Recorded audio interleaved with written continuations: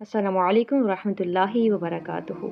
My dear brothers and sisters, आज हम बात करेंगे एक ऐसे महीने की जो इस्लाम में बहुत अजीम है, मुहर्रमुल हराम। ये अल्लाह का महीना है। नबी पाक सल्लल्लाहु अलैहि वसल्लम ने इसे शहरुल्लाह कहा, अल्लाह का महीना। मुहर्रमुल हराम के साथ ही इस्लामिक न्यू ईयर का आगाज़ होता है, लेकिन सबसे ज़्यादा इस महीने में हमें याद आती है एक ऐसी क़ुरबानी जो रहमत, सब्र और हक़ के लिए अमर हो गई। करबला। हज़रत इमाम हुसैन रज़ियल्लाहु अन्हु नबी पाक सल्लल्लाहु अलैहि वसल्लम के प्यारे नवासे। उन्होंने हमें सिखाया कि हक़ को बचाने के लिए अपना सब कुछ दे दो, लेकिन गलत के आगे सर मत झुकाओ। करबला में हुसैन और उनके साथियों ने भूख, प्यास और जुल्म बर्दाश्त किया, लेकिन हक़ से पीछे नहीं हटे। आज हमें करबला से क्या सीखने को मिलता है? नंबर 1, सब्र, कि हर तकलीफ़ में अल्लाह पर भरोसा रखो। नंबर 2, इस्तिक़ामत, कि जब हक़ और बातिल का मुकाबला हो तो हक़ का साथ दो।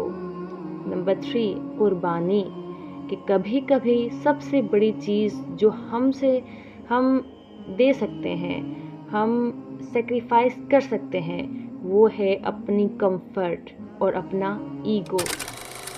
आज के ज़माने में हम अक्सर बड़ी बड़ी बातें करते हैं, लेकिन करबला हमें ये बताता है कि अमल सबसे ज़रूरी है। बात सिर्फ़ इमाम हुसैन की कुर्बानी की नहीं, ये कुर्बानी हर उस इंसान के लिए मिसाल है जो जुल्म और नाइंसाफ़ी के सामने खड़ा होता है। भाइयों और बहनों, इस मुहर्रम में हम सिर्फ़ गम ना करें, बल्कि इमाम हुसैन रज़ियल्लाहु अन्हु की तालीम को अपनी ज़िंदगी में ले आएं।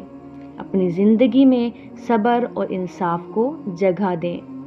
लोगों के साथ मेहरबानी और सच्चाई से पेश आएं।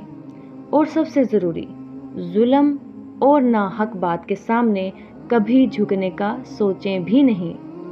नबी पाक सल्लल्लाहु अलैहि वसल्लम ने फरमाया, बेहतरीन रोज़ा रमज़ान के बाद मुहर्रम में है और बेहतरीन नमाज फ़र्ज़ के बाद तहज्जुद है।